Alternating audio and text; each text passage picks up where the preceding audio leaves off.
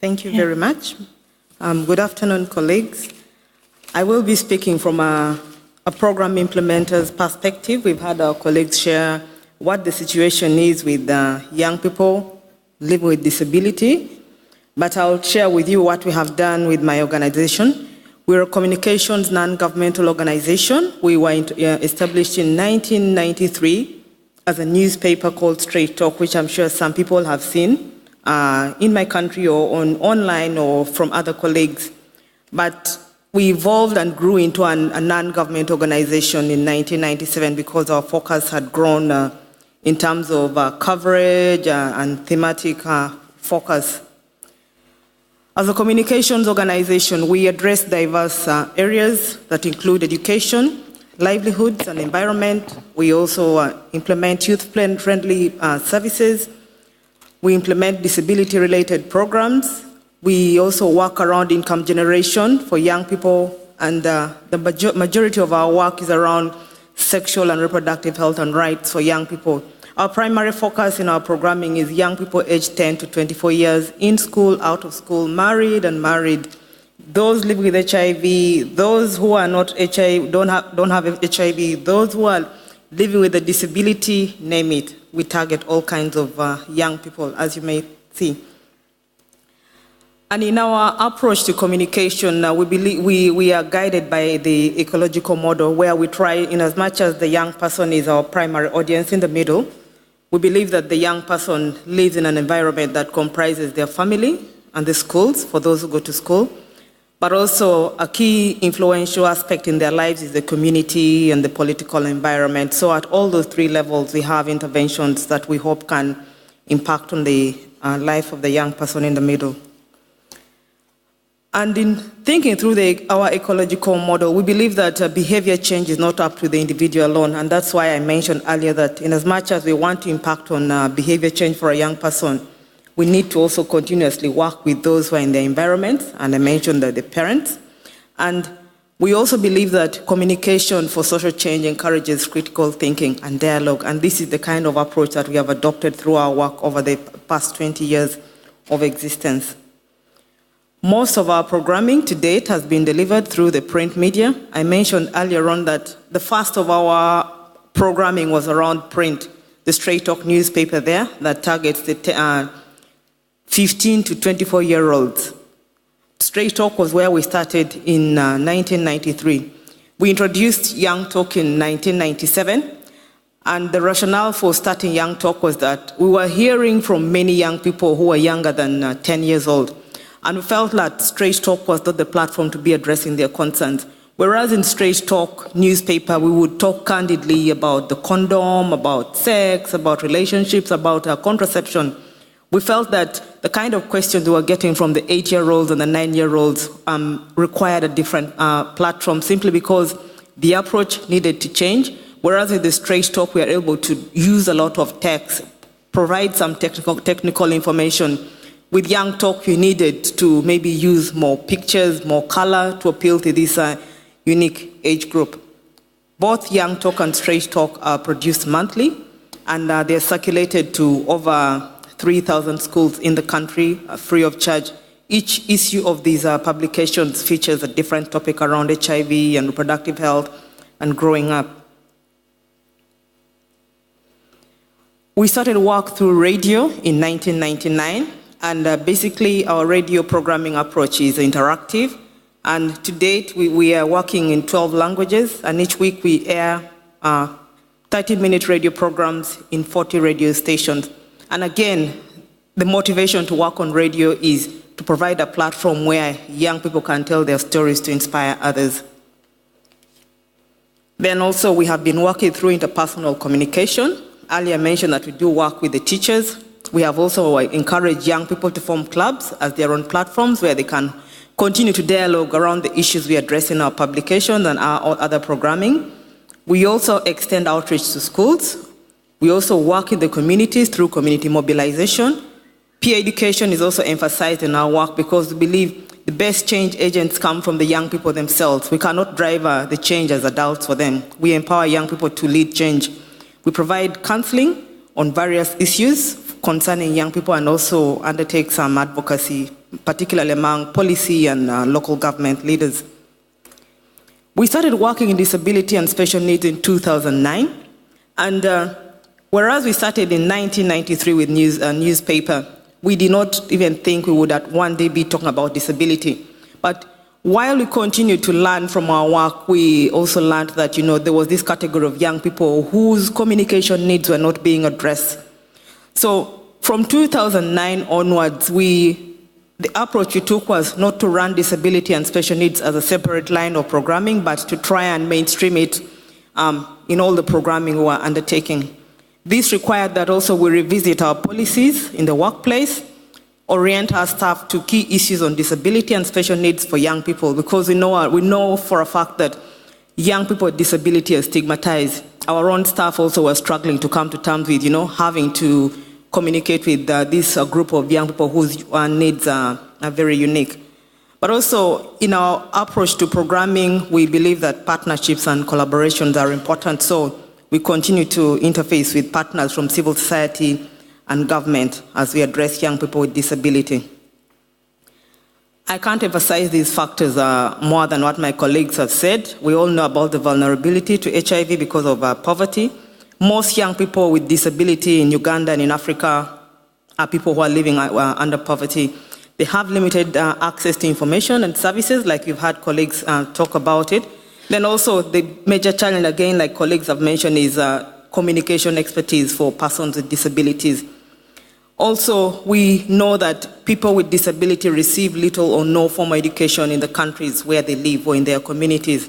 And again, there is self-stigma by young people themselves, but also communities discriminate against them. Where families have a young person with disability in their homes, in the rural areas, they would rather lock them up in their homes and not expose them to their maybe fellow community members. So this is what motivated us also to try and see how we bring on board this important category into our mainstream programming.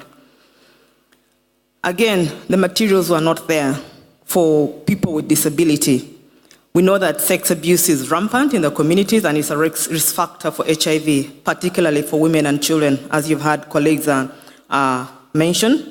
And then also, I think in many countries, particularly in Africa, if you have if you give birth, say, to a young person with disability, they are viewed as abnormal and they cannot contribute anything to society, so they're usually left in the backyard. So for us as Straight Talk, the motivation is that we want to change people's perceptions around people with disability, and we take them as part and parcel of our normal target audience.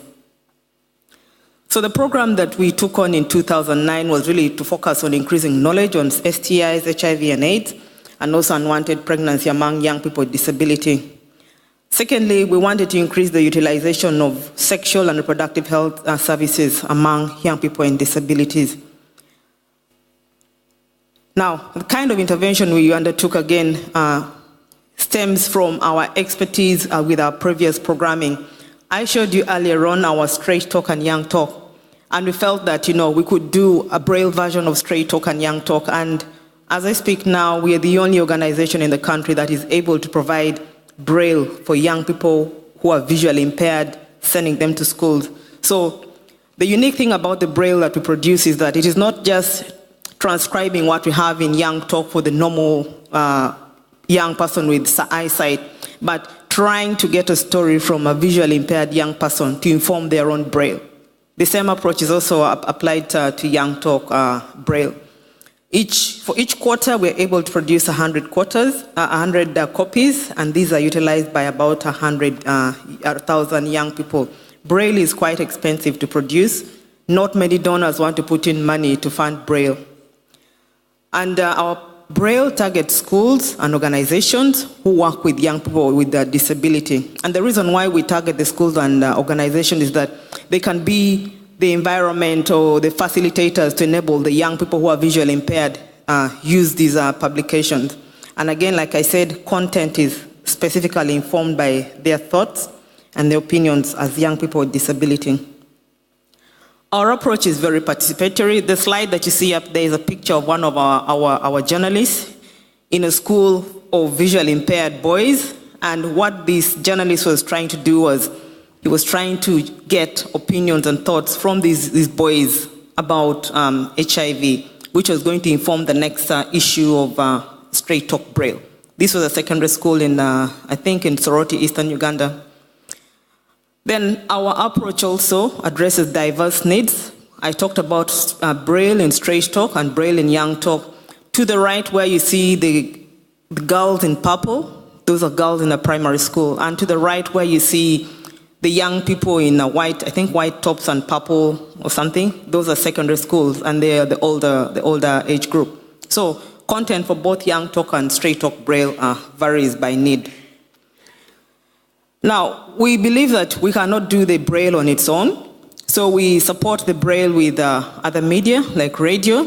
We have also used peer education, still driven by young people with disability. We trained a group of deaf youth in Kampala once, and they did an amazing job. Their confidence was enhanced, their communication skills were strengthened, their knowledge levels were, increased, and I think it's something we are trying to replicate elsewhere. We've also encouraged the formation of Straight Talk clubs, again, led by young people with disabilities. We've strengthened our partnerships and collaborations with the disability unions, local government, and civil society, and also health service delivery through our youth clinics to support what we're already doing with our communication programming.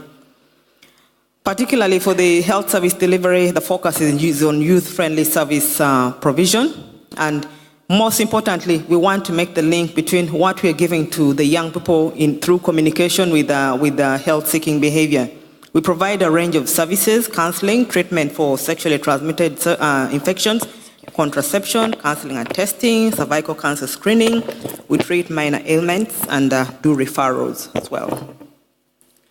And edutainment is also very much a part of our youth-friendly service package. The two slides you see there on the left is a group of young people at our youth center playing basketball on a wheelchair. And then to the right, there was a young visually impaired boy dancing to some pop music at our youth center. I want to say that our overall approach at Straight Talk is that we believe in conversation. We do not talk at young people, but we engage in a conversation around issues that concern them. This ensures that what we are trying to pass on to them is relevant and is evolving.